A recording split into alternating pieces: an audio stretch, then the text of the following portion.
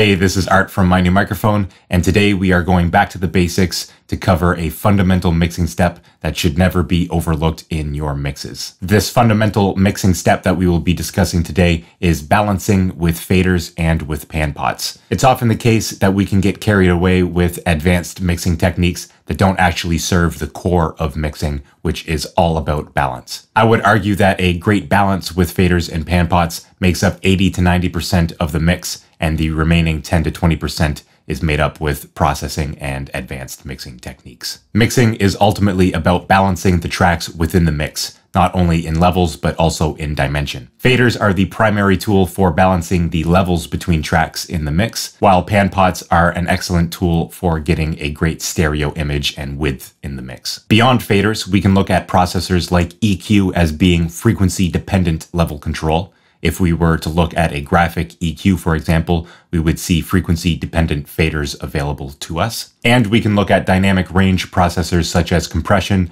as a sort of automated or automatic level control or fader control in the mix. But the primary initial balance of the mix should be done with faders and with pan pots, and this is a fundamental mixing step that should never be overlooked when mixing. I should also note that it's incredibly important to get our initial mix done as soon as possible, because our ears have a tendency to rapidly adjust to whatever it is we are listening to, which means that we will quickly lose our objectivity during the mix. Getting the initial rough mix done quickly can help us to avoid losing our objectivity in the mix and get us a great starting point in a short amount of time. So with that, let's hop into our digital audio workstation and have a look at how I would go about doing an initial mix. All right, so here we are inside of Logic Pro. We have our session here with multi-tracks. We've got drums, bass, 808 bass, bunch of guitars, electric guitars and acoustic guitars, piano, strings, and vocals here, both clean vocals and dirty vocals.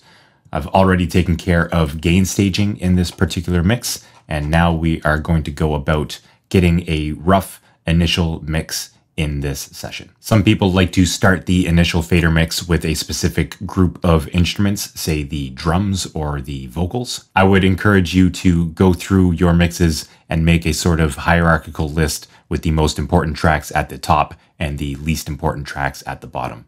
In the case of this mix, I have notes here with the order going from most important to least important, being vocals, followed by the guitar solo, followed by background vocals, then electric guitar, bass guitar, drums. Those are all almost equally important in my mind, followed by the acoustic guitar, the strings, the piano, and the effects. So I have this listed out right here in front of me on my sheet of paper. I personally like starting with drums and then going back and going through the hierarchy of elements. But I just wanted to give you a few strategies about where to start in an initial mix situation. I should also mention that it's often best to start at the point of highest energy within the mix when getting the initial rough mix done. In this case, it is chorus 3 here, where we have the most instruments playing at once, and it's really the high point of the song's energy. So we will start there and go through a quick initial mix. This shouldn't take too long. We're trying to get this done as quickly as possible and move on from there with processing. All right, so here we go. We are going to start by bringing down all the faders in our mixer, like so. And I'm just going to loop this final chorus. And what we're going to do is play this back as we bring up the individual elements. And I will talk throughout our initial mix here. So starting with the kick.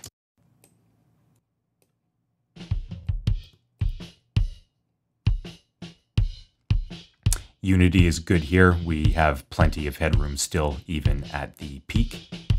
We'll bring in the snare next.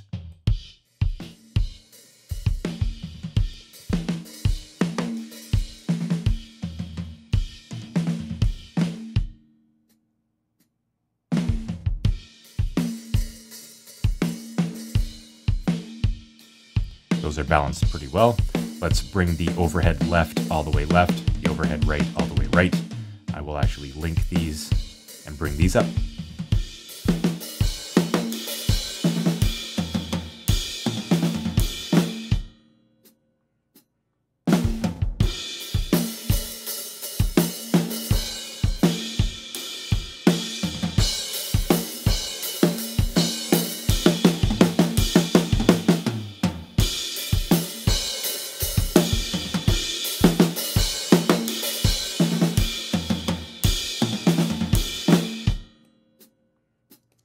negative 1.5 for now.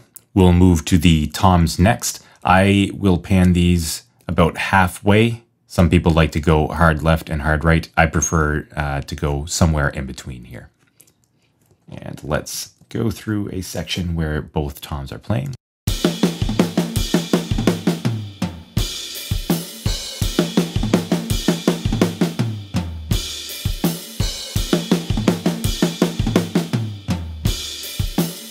All right, that's cool. Moving on to the shakers, these are going to be mixed very low underneath and act more as a supporting element.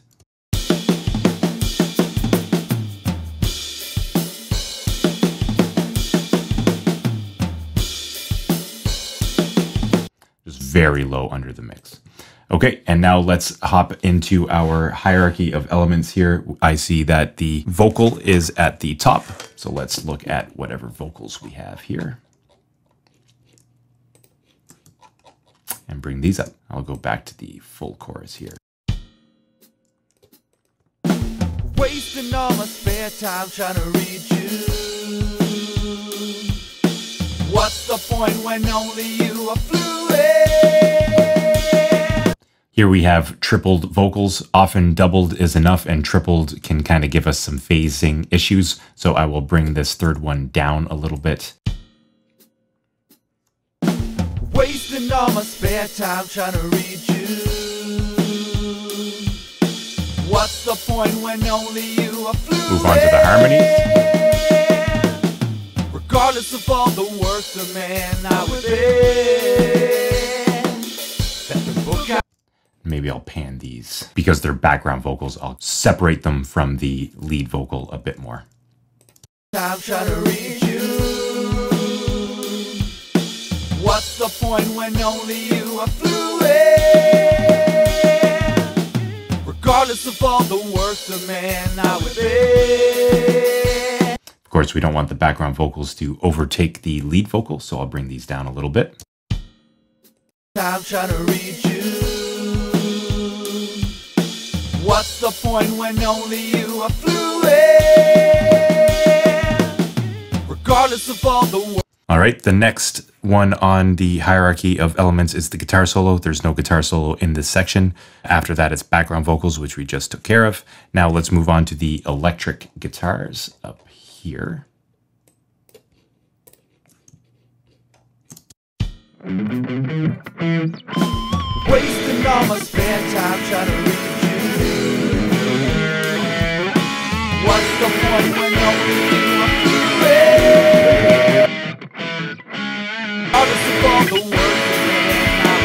I'm going to pan these hard right and hard left to give a really wide guitar sound, and then I'm going to stick this one in the middle as a more supportive role.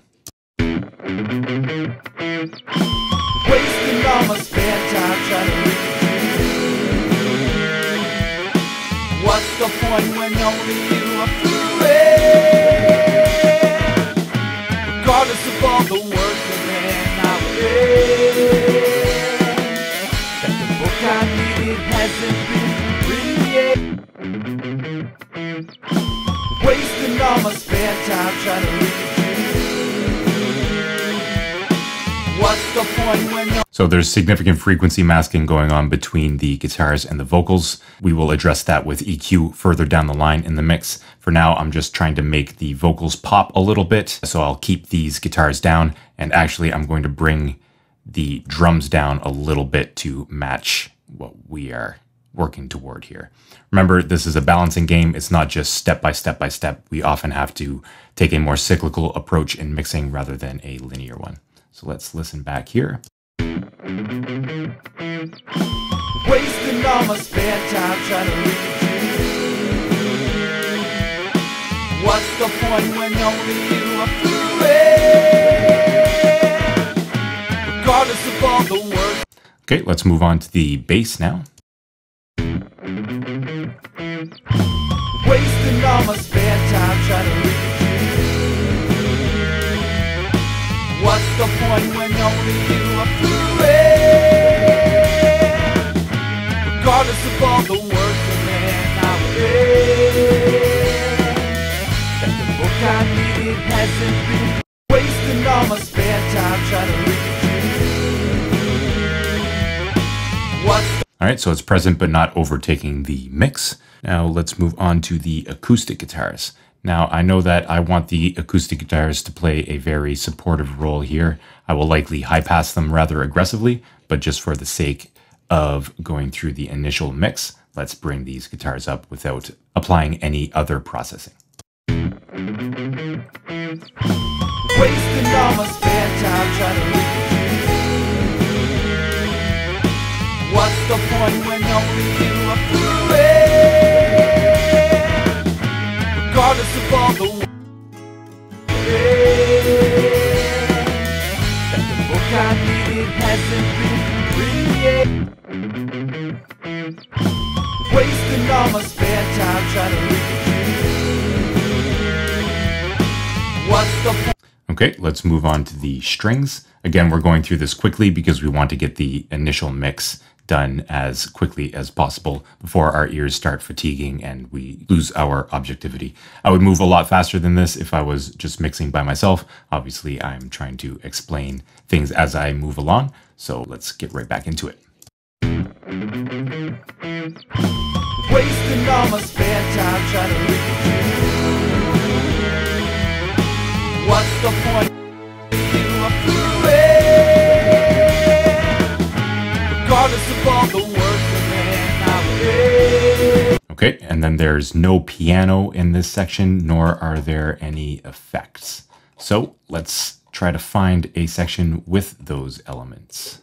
So I know that the breakdown has some piano, so let's play through here. And before we get to the piano in this section, let's go back through the hierarchy of elements and have a look at what we're dealing with here. So we have drums, bass, the 808 bass right here, and we have a few electric guitars that have not been touched yet. So because the electric guitars are higher up in the hierarchy of elements than the piano, let's begin with these. There are no vocals in this section, so the electric guitars are the next spot in line. These ones, I'm going to make them wide as well, hard pan. And let's bring these up.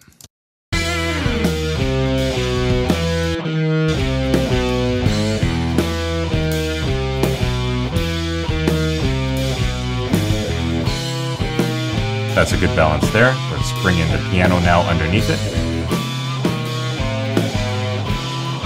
Again, a supporting role.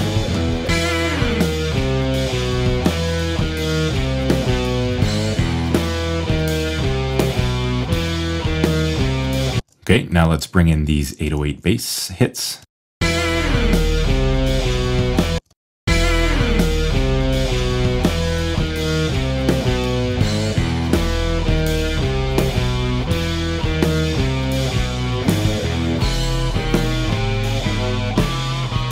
Okay, now let's go into the guitar solo and see what's happening here. So we have an electric guitar right here, and we have the solos right here going on, and no vocals, of course. So let's actually break the rules a little bit and bring this electric guitar up underneath, and then we will bring the solo in over top of a full bed.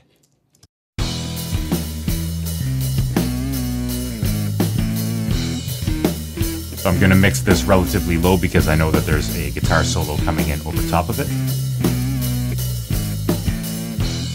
And now let's move on to the solo.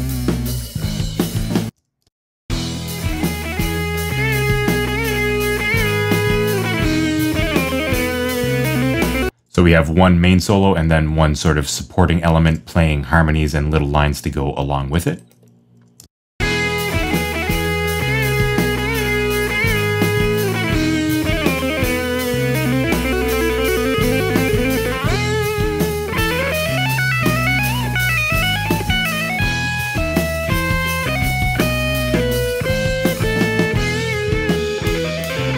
And let's listen to how that compares to the vocal in the chorus. So I'll just skip ahead here.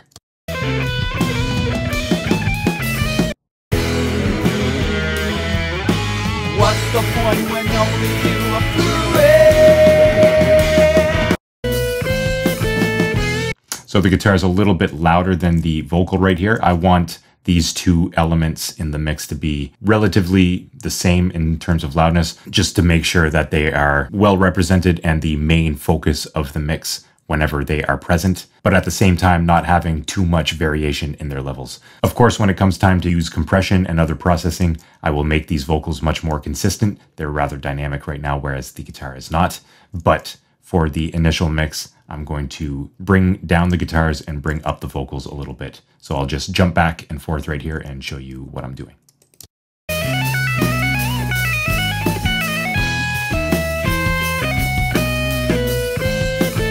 What's the point when only you are through it? Regardless of all the work the man I read, that the book I needed hasn't been written yet.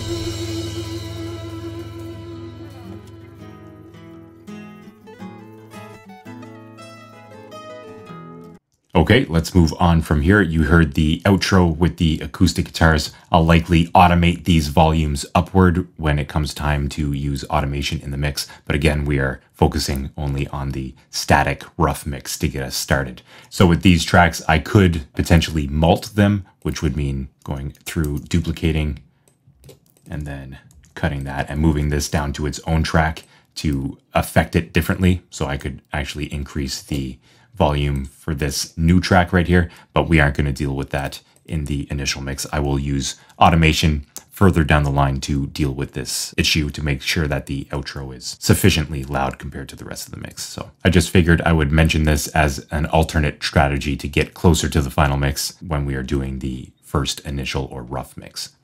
So moving on, let's go to the verse 1. We see that we are missing one guitar here. Let's bring that up and then go look at the vocals.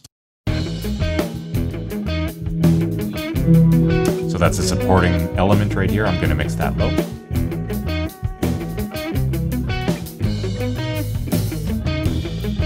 And while we're at it, let's go to the band intro and bring this guitar up as well.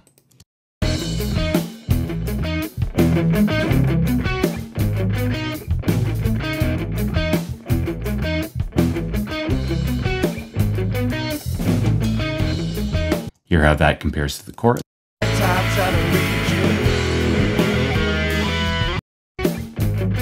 Yeah, so the guitars are a bit quieter in the verse section. And then they come in bigger at the chorus section, which follows the sort of energetic long-term dynamics of the song. So let's go now to the lead vocals here and bring these up. Again, these are doubled.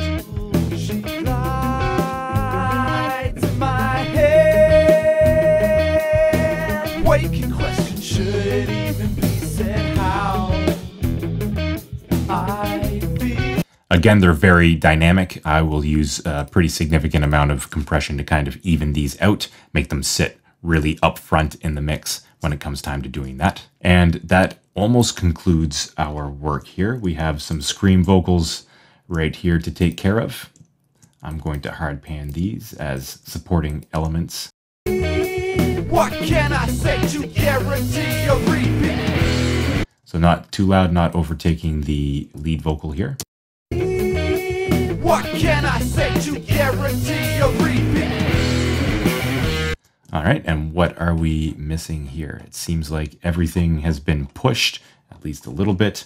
So that concludes the initial rough mix. And beyond this, we will move into processing with EQ, compression, saturation, delay, reverb, and the like. Now, I would typically start from the beginning of the song and listen all the way through and make tweaks as I saw fit. However, for this demonstration, I just wanted to go through and get this done quickly for you to kind of show you how I would go about getting the rough mix. So without taking up any more time, let's hop out of our digital audio workstation. So there you have it. Balancing with faders and pan pots is a fundamental mixing step that should never be overlooked in your mixes.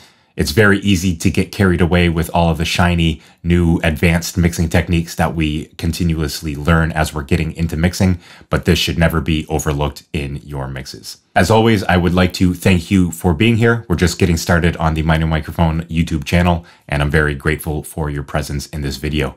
Check out the description box below for a bunch of other resources I have available to you. If you liked this video, please hit that like button and subscribe for more content on YouTube. And with that, I will put up a few other videos that I think will be of great interest to you on the YouTube channel, and I will see you in the next video.